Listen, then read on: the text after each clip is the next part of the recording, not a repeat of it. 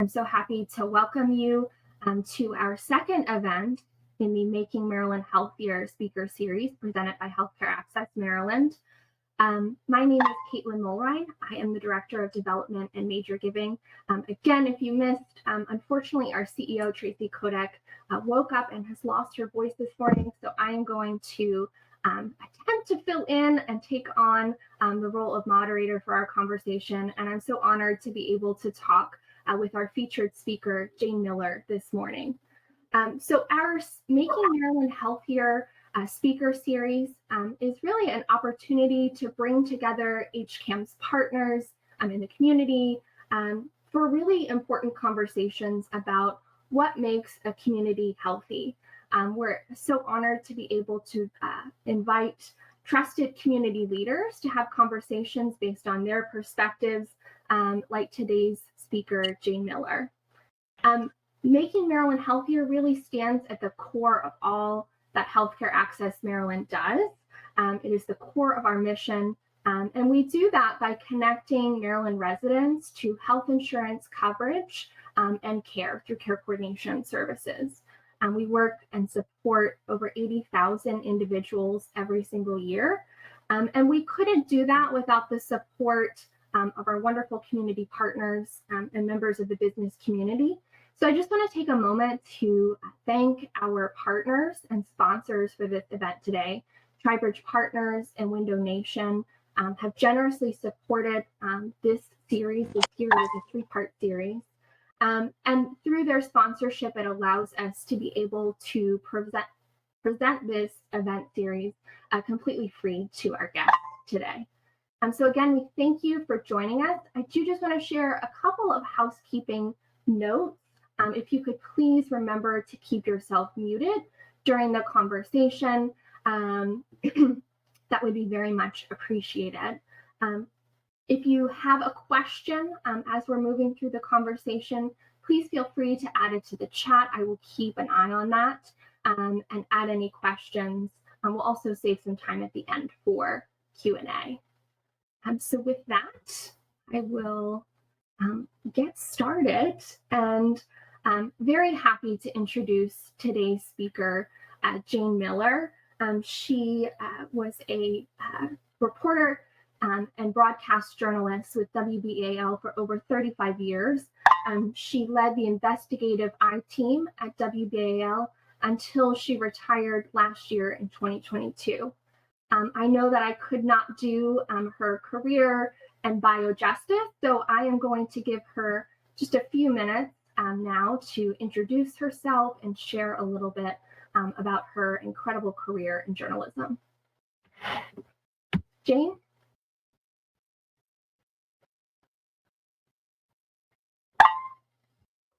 There we go. Caitlin, thank you. Thanks to everybody for having me today, and thank you all for the work you do in the kind of services you provide and the work you do to try to get to a healthier place. That's not an easy task at all, and an underappreciated task for sure. And we can certainly talk about that based on my experience. I retired from WBAL television last July after 47 years in broadcast journalism. And I retired not to retire, but I retired so that I could do some other things and, still have, good health, et cetera, to do them. So I'm very fortunate that I was able to do that. And so currently I'm working on a documentary project, some other projects. I've done some radio, stay tuned on that, might do a little more of that. So I'm certainly, and I'm involved in a number of different civic matters. So just a brief bio. I started my career in journalism, actually with a small daily newspaper in State College, Pennsylvania. I went to Penn State.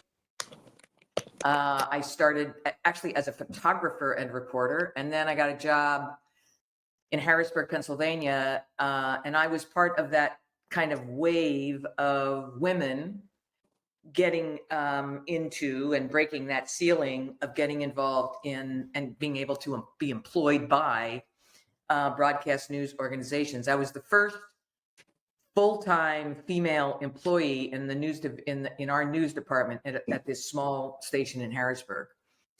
I came to Baltimore in 1979 after working in between for WQED in Pittsburgh. Our office mate was Mr. Rogers, bless his soul, and but covered state government in that role and covered the 3 Mile Island nuclear accident in 1979, which was obviously to that point was the most challenging assignment of my career and young career at that point, but certainly prepared me for lots of things to come down the road in terms of kind of assignments that were rather difficult to cover.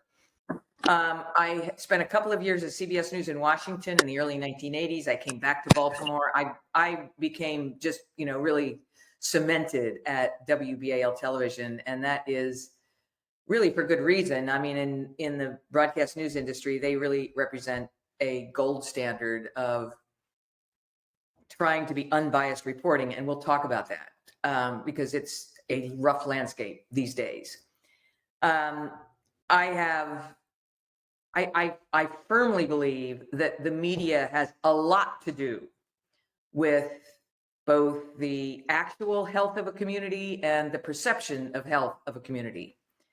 And the perception is should be part of this conversation because I don't think that media is held to account for their coverage and for the way that they cover communities, et cetera. And I particularly, this is really come into focus for me now because I've been working on this documentary project, which has nothing to do with crime. It has to do with public policy and inequity and the history of inequity in this region that gets us to a policy of taxation in the city of Baltimore that is, we all know, I mean, if you live in the city of Baltimore, you know that you're paying double the amount of property taxes as everybody else in the region. But it's way more than that. It's about the way that we subsidize development and subsidize some communities and not others. So being involved for now 8 months in this kind of work, and there's been a lot of investigative work that needs to be done because it's a non-transparent system. It's really obvious to me now how little coverage goes to really big things and how much coverage goes to the same thing. And this is a really important, I saw someone on social media the other day, and it's not just in Baltimore, this is everywhere. I mean, crime controls the coverage of television in particular. I spent some time in New Jersey. We're in the New York market. And, the New York TV station is the #1 market in the country. It's all crime all the time. I saw someone on a social media post the other day, the homicides per year in New York City in the 1990s were like 2,200. And now they're like 500. And you would never know it. You would never know that there is this, And so when I say media needs to be held to account, how does media get held to account? You all need to hold media to account in terms of the coverage that is done, how it's done, and to get more coverage of, the issues that really lead to healthier communities. How do you do that? Oh, okay. Well, that's a good question. The one thing that kind of the secret of the media is, particularly the broadcast media, is if you do it, they will cover it. This is not like there's a, huge staff of people deciding, oh, we're going to cover this story and not that one, et cetera. I mean, they do that, but if there is, if there's an issue you want brought to attention, if there's work you want attention brought to, schedule a news conference. It will get covered, guarantee you. The reason that crime gets so much coverage is not because there's so much crime. Obviously, there's crime. And Baltimore City has its lion's share of crime, but there's crime that goes on all over the region. But the thing about covering crime is that I hate to use this term, but it's easy to cover. It's kind of what I call one-stop shopping. the crime occurs. There's people you can talk to as witnesses, the police departments, all the police departments have very well staffed public relations departments, public information offices. So they get a lot of coverage because they show up and give sound bites, et cetera, hold news conferences. Nothing wrong with that. Obviously it should be covered. But what frustrates me is that our media coverage is out of balance, that there isn't a balance to, what is behind the fact that we've had 31 Baltimore City high school students killed in acts of violence since August. What's behind that? What are the conditions and the factors? And they're going to be common factors all over the place that leads to this. This is a shocking number. And yet it'll get one day's coverage and move on, next. It's frustrating that we don't have sustained attention to the conditions, circumstances, lack of opportunity, investment, et cetera, that are leading to this situation where we have such an incredibly high rate of violence involving young people. Last year, let's see, actually to date in Baltimore City, there have been 45 homicides. This is as of yesterday. 11 of the homicide victims are 18 or younger. This should not be acceptable in any community.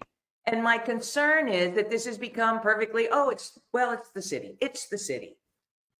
That's the answer to all of this is it's the city.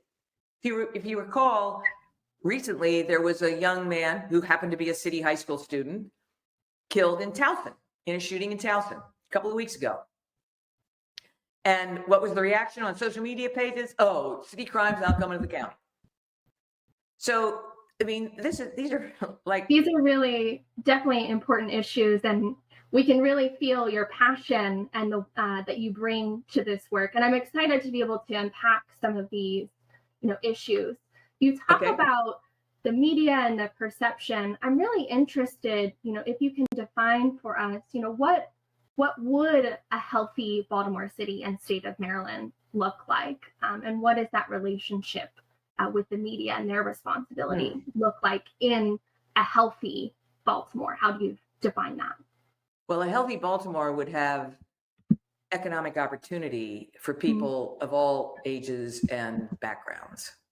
Yes. And, obviously it seems that there has been a displacement of the young men, mostly young men, who were on the corner with squeegees in the last couple of months. But clearly, why are they there? They're there because there's almost no economic opportunity for young people who don't have, aren't coming from solid family structures, have housing insecurity, income insecurity. So as a start, a healthier Baltimore would have a more equal and equitable opportunity pipeline for young people. And particularly if they're not, where we're losing young people is when they don't have stable family situations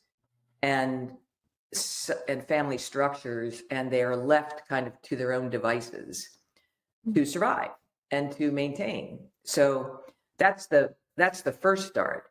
A healthier Baltimore would have budgets or moral documents. So it would have a city budget that wasn't overloaded on policing, because it's just, the police department, gets the vast majority of general fund money. And the health department, for example, is kind of left to grants. And, you all know that. It's, I think at one point it's like 80% of the funding for the city health department comes from grants as opposed to taxpayer funding from the general fund. So that would definitely be a healthier. And then just this is a particularly kind of hot topic for me in the last couple of months because I think it really needs to change. A healthier Baltimore would have a more positive attitude about it from people from the outside. Mm. Right now, the attitude, like I said, oh, it's the city. There's a very toxic attitude towards Baltimore City, and it's very harmful because you're all working in services, et cetera, that need investment and funding. And it's hard to draw investment and funding when, people think, or, kind of the perception is that, oh, the city's corrupt, city's, this, that, money's going to get wasted, et cetera. So, in fact, that if that would start to change, I think we would start to see some more positive progress on some fronts. Sure. And where do you think that starts in terms of really telling, the positive stories about Baltimore? Well, it's not just telling positive stories, it's actually doing things that are positive. I mean, that's important. You don't want to just like gloss over. That's a really good question. I think that because I've been here for so long, I can recall mostly in the William Donald Schaefer era, where there was a really strong civic core, meaning it wasn't just government, it was the private sector, it was the nonprofit sector. I mean, Schaefer had this like kitchen cabinet of corporate people that when he needed something, they were all there to like help him. And that has really eroded in Baltimore over the years. And it's eroded as the population has declined as well. So I'm somewhat hopeful, but not. I'm somewhat hopeful that the Greater Baltimore Committee, which is really, that's its role, is to be kind of a civic champion for the region, particularly, but it has been nowhere to be found over the past few years. And they now have a new executive director who is here from Pittsburgh. Yes. And I know some of the board members, the newer board members, and I know there's a fair amount of frustration among them that we aren't doing better, meaning we're a port city. We have a world-class port, world-class academic institutions, world-class healthcare, and we're struggling. And that shouldn't be the case, considering all of those kind of assets, et cetera. So it starts in two places. It starts at the top with both government and business, nonprofit leadership, et cetera, to kind of lead on this in this regard, and to try to be visible when there is discussion of where business is locating, et cetera, et cetera. And then the other thing is that it really starts on the ground. If we shut down the social media pages, the attitude about Baltimore would improve. I'm not suggesting that's going to happen, but I'm saying it starts on the ground, and it starts person to person. If I'm at a party and somebody starts bashing the city, I just stop them, and so that's kind of how it starts. The media is not a leader. The media is a follower. And the problem is it has a very loud voice, but there's not a lot of leadership in media coverage in terms of, improving the perception of Baltimore. It's really a follower. That's great insight, especially around the role that the business community can play. I know that we have a lot of individuals on our call today who represent that business community, who represent, healthcare systems and those nonprofit partners doing the work in this area. So really appreciate that insight. Mm-hmm. You kind of touched on, and in our last speaker series, we had the opportunity to talk with then incoming Baltimore City State's Attorney Ivan Bates. It was actually the day after his election, and so we had an opportunity to talk a lot about those intersections between public safety and healthcare access issues. So I'm interested, you've had an opportunity through your career to kind of see how those systems have evolved. So interested in your thoughts on how the public safety and criminal justice system has changed over the last 20, 25 years, or perhaps some of the ways that it's really stayed the same? Well, public safety hasn't changed a lot. I mean, we still put all of our money in policing. Actually, that's a little bit changing. So let me give you an example. First of all, the healthcare system and the criminal justice system they really aren't intersecting in a productive way. They intersect because they have to sometimes. Someone will be charged with a crime and they get court-ordered evaluation, or something happens while they're detained in fight, whatever, or they fall, whatever. So there's not an intersection that is productive, I think, otherwise. I mean, you guys can all correct me if I'm wrong, but that's my observation. The one thing that is changing, the question is, will it be sustained, is there is a much more robust effort in Baltimore presently, and it's been going on for now more than a year, easily more than a year, is a more robust investment and effort at community violence intervention. And this does involve an intersection between the criminal justice system, at least at the front end, with arrests, et cetera, and the healthcare system, the social services system, other resources, et cetera. And then the second thing that's going on, and again, this has been going on for about a year, more than a year, is an initiative in the Western District that started in the Western District in Baltimore called the Gun Group Violence Reduction Strategy, GVRS. It has gotten some attention lately. The Baltimore Banner did a pretty lengthy story on it. I encourage you to find it and read it if you're interested in this topic, because it was pretty thorough and had a lot of data in it. And that program has shown great success in the Western District and is now moved and expanded to the Southwest District, and I think the next is going to be the Central District.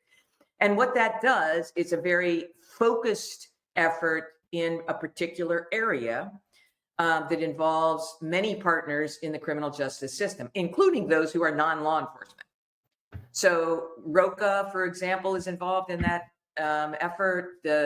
All the different, the city, the state attorney's office, the U.S. attorney, I believe, is involved, some other law enforcement agencies, but other community organizations as well. And it seems to be having some success. I don't know what the limit of that is. I mean, to me, that's going to be, it looks like it's had some effect, because as of this morning, as of this morning, we've had 45 homicides versus 59 this time last year. And we've had 87 non-fatal shootings versus 117 last year. Okay, those two numbers are still really high, but certainly it's showing some progress. And that differential has been present now for, well, even before the first of the year. I mean, we go back to the end of last year, you could start to see this gap starting to close, to kind of widen between more recent months and earlier months in 20 and 21. So what the concern is, what's the limit of that? Is there a limit of that? And and that gets us to the next issue, which is what else needs to happen? Sure. To make these communities safer. A question in the chat, not to cut you off, but Ken has asked, we've talked a little bit about the role of the city and the city leadership, but Ken in the chat asks about the role of the new governor who took office, Wes Moore, just in January. So, very new to his administration. But he asked, what would you suggest is the top priority in addressing violence and gun violence in our communities? From a perspective of having a new governor? Yeah, what would be governor's focus? Okay, so I'll be really blunt. Having 8 years of Larry Hogan was disastrous for the city of Baltimore. Not only did he kill a major economic development project, but he then spent 8 years using Baltimore as his political whipping post. And when you have the most powerful person in the state telling everybody Baltimore's bad, leadership is bad, et cetera, I mean, there's no way you're going to attract investment, etc. So just the change in tone from Wes Moore, who lives in Baltimore and is much more pro Baltimore, is a huge benefit. The second thing, and I think this is important to remember, is how much is controlled by the state, particularly the parole and probation system. And my experience in covering public safety all these years is that there was the period of time when we had this kind of lowering of the homicides in the late 2000s coincides with a much more robust effort in the parole and probation division. There was a program called the Violence Prevention Initiative, VPI, and that was intended to provide more supervision services, et cetera, to the most violent offenders who were under supervision. And it really seemed to have an effect. And I know this was when O'Malley was governor, and I know that this was like his baby, and he would get all freaked out if there was an incident and it involved, an offender that was in that program. The other thing that the state controls, obviously, is health funding. And it has the opportunity to provide more, to direct more resources to mental health resources, for example. So I think it can have a huge impact on the health of a city or any place that is experiencing concentrations of violence, to have a governor that is more empathetic to efforts outside of just policing and incarceration to reduce the rate of violence. That's some insight. You touched a lot on mental health, and I think that we saw, in some ways, a really positive change through COVID. A lot more conversations, really openly, about mental health issues and the availability of resources. I'm interested to hear your perspective, on how you've seen that conversation changed, especially through the last 3 years, the ways that we're talking about mental health issues, and what your thoughts are on the accessibility and availability of mental health resources, both in the city and throughout the state. I'll give you a story. Back, I don't know, sometime in the fall, I guess, I had asked through the folks, I know folks at the Y of Central Maryland, and they're running youth programs in many places. And I wanted to talk to some high school students just to hear, kind of what their greatest concerns are. And so I met with 4 groups of high school students from Baltimore City. And these were not the academic high schools. So this wasn't city and poly. This was more of the neighborhood, zoned high schools, et cetera. And I talked to 4 different groups of them, and it really struck me and impressed me how candidly they talked about the lack of access to mental health resources, that they feel they have no access or little access. And this came up in the context of questions about conflict resolution. And because, schools are loaded with conflict. I mean, that's not new. I mean, it's always been the case. Kids get in fights, they get in disputes, and so I asked the question about, what was going on in school in terms of either teaching or providing services for conflict mediation. And the answer really got to that question. And it's not just that they don't have these resources available in the schools. More importantly, they don't have the resources available in the community. And so I agree with you. I think that COVID elevated the conversation, but I'm not sure it elevated the level of access in places that are really in need of better access and better resources. And some of this is, I'm kind of hoping that the stigmatization is starting to subside about getting help when you need it. That's what I mean. I was very impressed with how candidly they talked about this. The students, these are, 15, 16, 17-year-olds that I was meeting with. And I was really impressed with how they see it as a need and are willing to talk about the need for it. Yeah, it's great to hear, especially, with that generation, that you're hearing and seeing that they're really receptive to having conversations with peers about their mental health. But of course, really concerning that, if and when they did need to access those resources, that they may not be, equitably. One of the problems, when you think about a kid that is, let's say, enduring social media bullying, Mm, what do they do? I mean, what do you do in that situation? I mean, I've thought about this is because the social media aspect of everything gives something a much more public, you know, space, and not just like whispering in the hallway or, in the cafeteria, but, it's on Instagram, it's on whatever. And I've thought, I mean, what does a young person do when they're suffering from that kind of bullying? I mean, to stop it and to resolve it. And I think that this is an area of resources that are completely underfunded, and more funding and more attention to them would really have a positive result. Now, absolutely. there's a whole other topic here. I mean, which is kind of a side topic to all of this, and that's getting people to work in the jobs. Yes, we've certainly seen, a shortage in the workforce, and especially around mental health services. Correct. I know Um, in the schools, they've gotten some Kerwin funding, et cetera, but I've heard from principals they can't fill guidance counselor positions. right. Do you think that's, an issue of education and providing, more opportunities for, young adults to enter those fields of work? Where do you see, some of those solutions being to It's a good meeting the question. need and demand? It's a really good question. I don't think this is a temporary situation.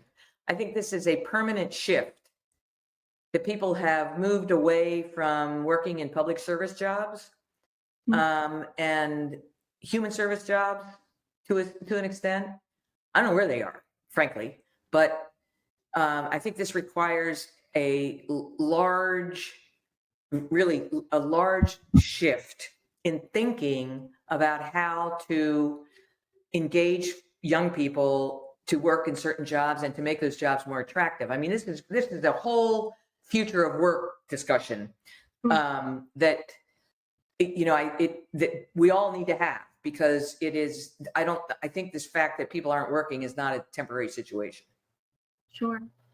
I'd love to talk about, your thoughts too on how COVID and the public health emergency have impacted the workforce.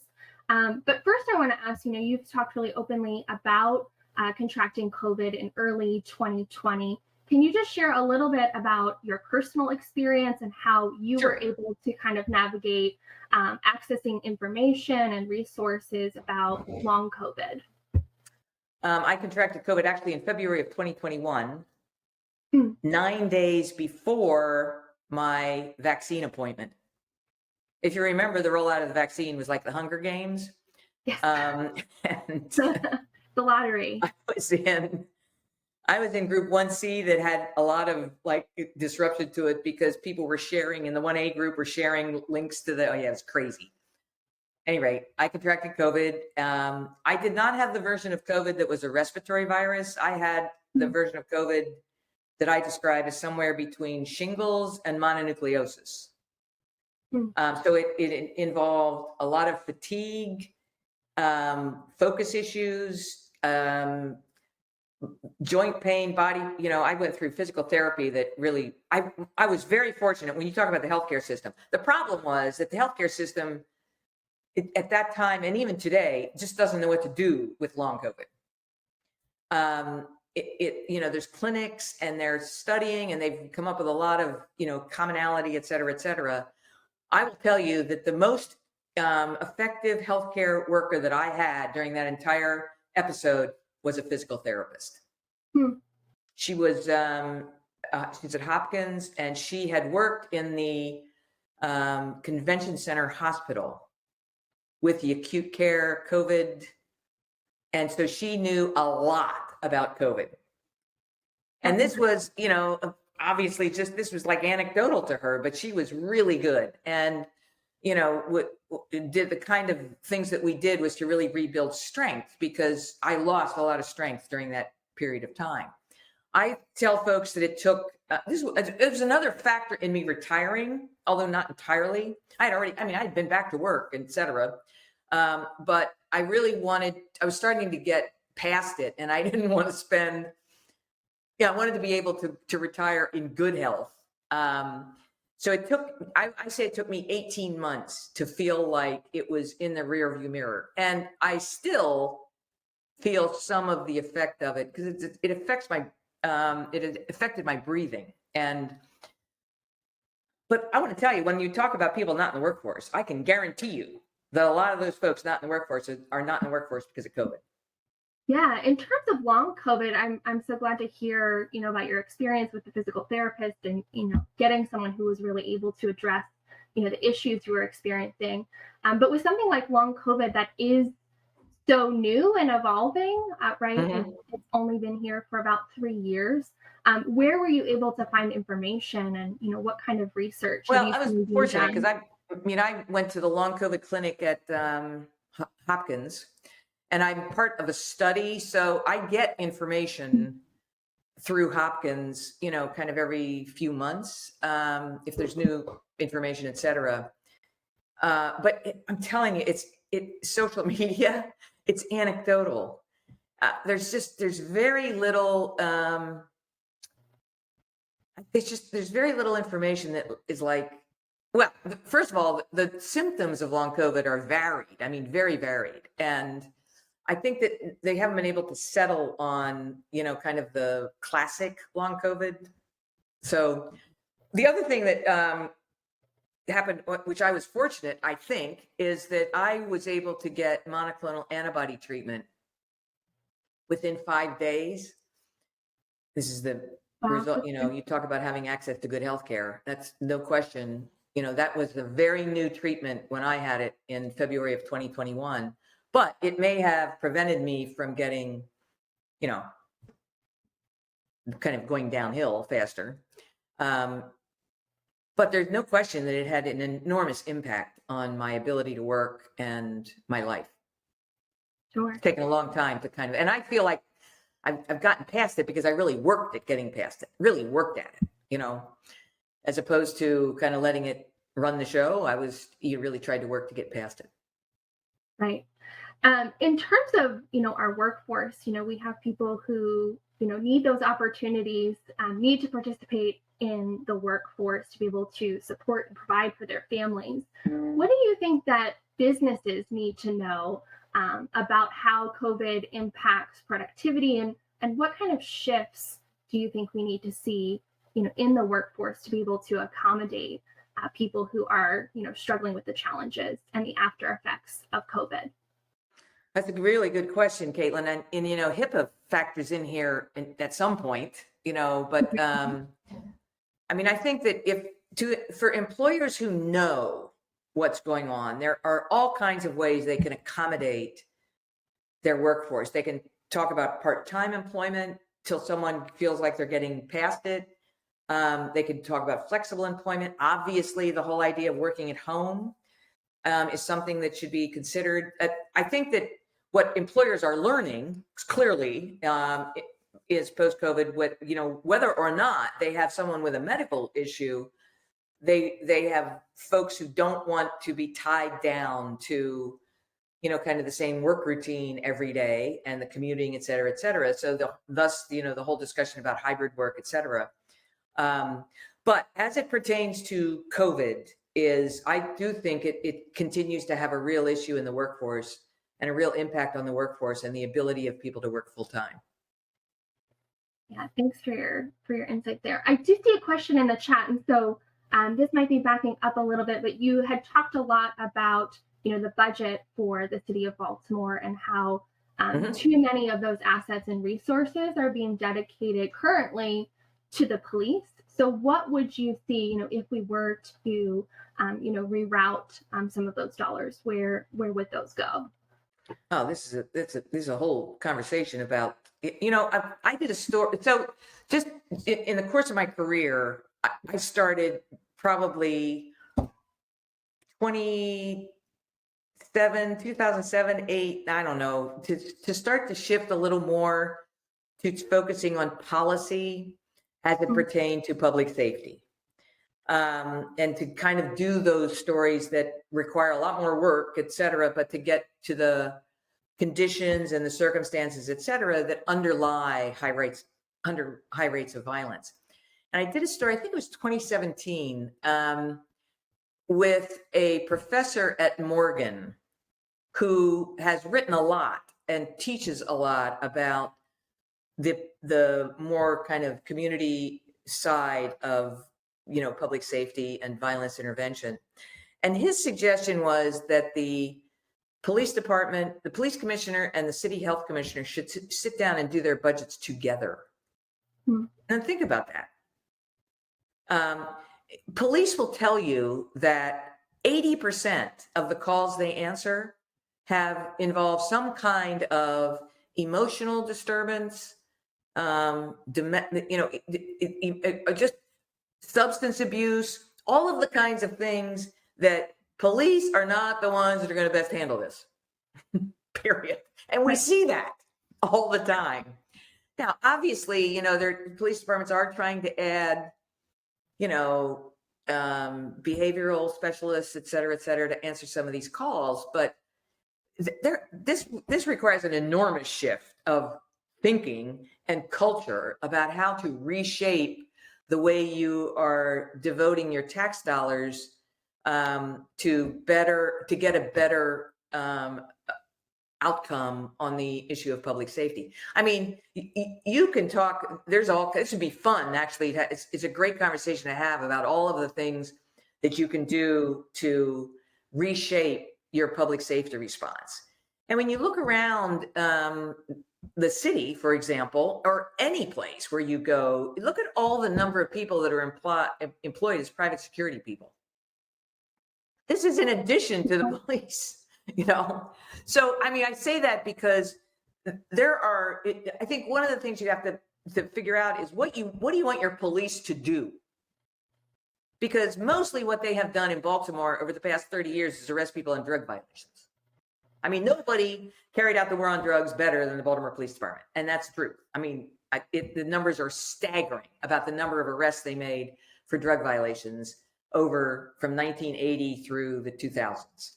And I think that's the conversation we never have, is what do we want our police department to do? And then if we can kind of agree on that, then to start to reshape how you provide funding and what you're funding, as opposed to, I mean, because our police department's budget is it's the big chunk of taxpayer money, no question. Right. And it's interesting. There is a lot of work currently being done, especially with the introduction of the 988 mental health crisis number, and some regional efforts that we've been seeing through GBRICS to really coordinate and use a regional approach to behavioral health crisis response that allows that individuals and families to access the care that they need, as opposed to interacting with the police, who usually don't provide the right response. I've done multiple stories over the years of police in custody deaths that stem from a call for a mental health crisis. I mean, it's a big number. And I interviewed the woman, one of the folks from National Association for the Mentally Ill, NAMI, and she made this point that it's like, no, it really stuck with me. And she said, what the problem with a police response, solely a police response to these kinds of calls, is that you have someone who's already in a behavioral crisis. Right.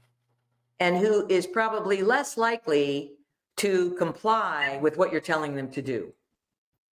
And when do most people get shot by the cops? When they won't do what the cops want them to do, right? So it just, and I mean, I could name them, and it's all over the place. I mean, it's, I've done stories in Baltimore County on this. I've done stories in Howard County on this, Harford County, you name it. They all have had these incidents where people get shot and killed by a police officer when the call is a mental health call to begin with, or an emotional disturbance call. The problem is, and this is a huge problem, many of these folks are armed. Hmm. And so you can't send a social worker into a situation like that. So you have to have a response that is balanced so that you do have some protection against the possibility that someone's going to start shooting, and they do. So I think I've actually did a story of the training they're doing in Baltimore City. It was really interesting with both the police and the crisis intervention person together. It was really an interesting exercise to watch. Yeah, that's really interesting. I think we can all agree that, we need to rethink that approach. And so much of the work that HCAM does is really making sure that Baltimore City and Maryland residents get connected to the right and appropriate care when they need it. Yep. It's just so critical to all members of our community. 100%. Correct. Yep. We've got about 10 minutes left. And so, we've talked a lot about some of the challenges, so many of the challenges that our community is facing in terms of health and public safety. I do want to turn, to some of the solutions and strengths that we have, working with us. So if, from your perspective, what is one change that we could make? And I'll frame this as, kind of a regional question, because we've talked not just about Baltimore City, but, about the surrounding communities as well. So what is one change that you would envision making a significant impact on the health and well-being of our region? Well, I think that a couple of things. First of all, we're already going down this path in Baltimore City with more investment and resources devoted to community violence intervention. And by the way, I'm now on the advisory board for the Community Violence Intervention Advisory Board, which has actually been around for a long time. And it's been an interesting experience just in the few months that I've been involved in that. But I'm a big believer in this, so it's kind of a natural fit.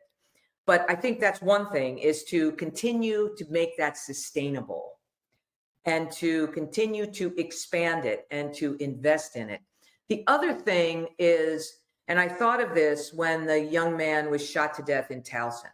And the article I read quoted a Towson High School student saying, "Look, the city and the county, everybody likes to hang out up here." And that's in the area of the Towson Town Mall. And I just thought, this border means nothing, meaning this hard line between the city and the county. And what would it look like if the city and the county worked together to increase resources? Let's just take youth for an example, is to have better resources available for the youth that are obviously crossing that border all the time, back and forth, right? Because you could get a better product. Obviously, you have more funds going into it. You might have a location that is more amenable and accessible to young people that would use it. I mean, those are the things. I think that regional collaboration and regional initiatives are really important, because the city cannot continue to sustain. The city is providing services to most of the poor in the region, no question. And so those are two things. Then a much bigger, nut to crack is housing security and the lack of affordable housing, which is profound. We admire Household. We mentor a young man, have for many years, and we have arranged for housing for him so that he has stability of housing, and he has done way more successful since he does not have to worry about that. And so I think that's something that, with a new governor and with more state resources available to the region, that would be another. Housing security is a big deal, and it's something that we can start to try to fix. I like to talk about things we can do, not things that we can't do or we can't seem to do. But I think these kinds of things are absolutely doable, and to continue to do them, and we would, I think, would see much better outcomes. Sure.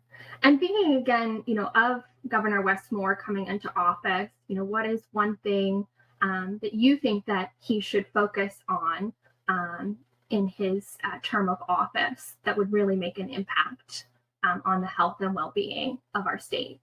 Universal pre-K. Yes. That's something he could do. Obviously, we talked about just on the public safety front as well, is the, to make sure that parole and probation is performing at, top level, to look to use that system, perhaps to provide more resources through that system.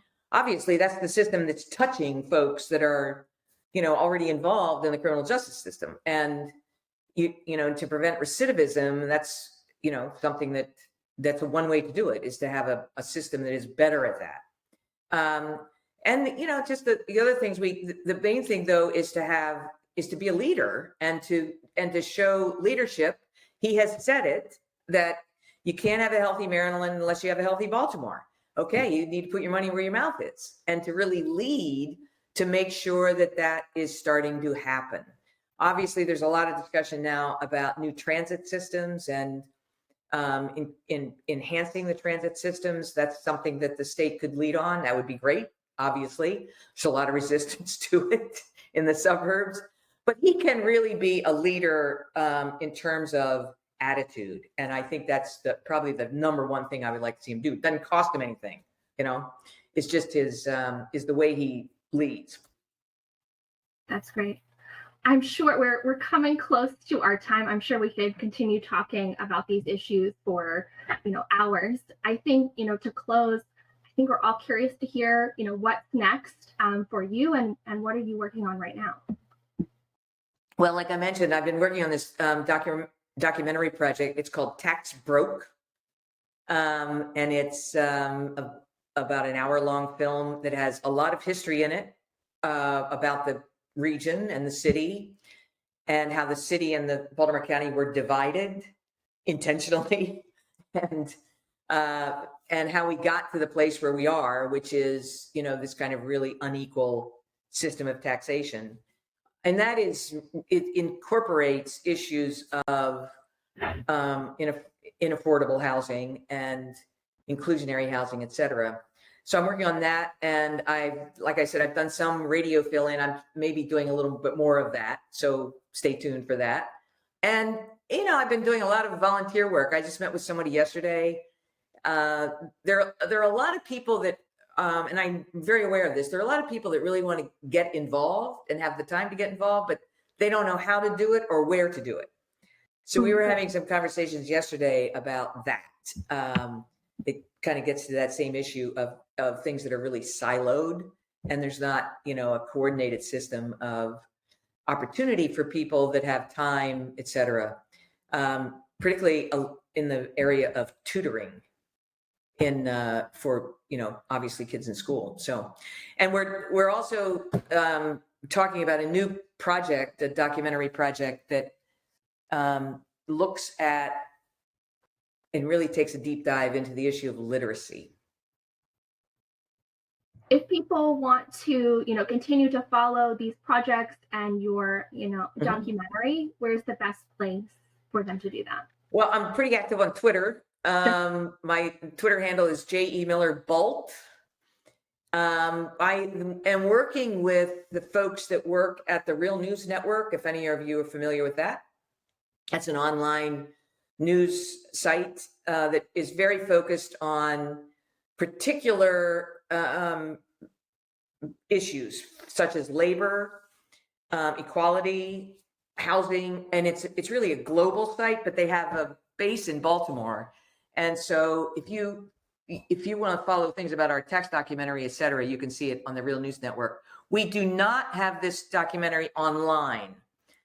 It's still being worked on, first of all, but we're doing a lot of screenings with it. We actually had a screening at the Charles. We have some screenings at the Real News Network because they have an area for screening, And we're also doing them, we've done one with the University of Maryland School of Social Work. We've done one with the Sharp Leadenhall community in Baltimore, which is an historic Black community that's under a lot of pressure with new development banging on its doorstep. And we have a couple more like that coming up with different academic institutions. And because there's a lot of discussion that goes, I just saw Tracy say, we'd love to host a viewing. We'd love to do it. So we can talk about that. It's an interesting, it's informational. I'll tell you that. There's a lot of stuff in this film that people don't know. Great. Well, we'll have more conversations about that. Thank you so much, Jayne. We really appreciate your time. This was a fantastic conversation. And I want to thank everyone for joining us today, and our partners at TriBridge Partners and Window Nation, again, for supporting this event. We will share a survey. It really helps to have your feedback to be able to plan our future events. And we hope that you will check out our 5K, which is coming up on April 29th, as well as the final event in this series on May 18th. We'll be joined by Chancellor Jay Kerman of the University System of Maryland. Thank you all so much. Excellent. Thank you, Jayne. Thank you. All the best to all of you as you do your work. Thank you. Thank you. To you, Jayne. Thank you. Thank you. Jayne, can you stay on for a minute? Oh, no. Did we lose Jayne? Oh, no.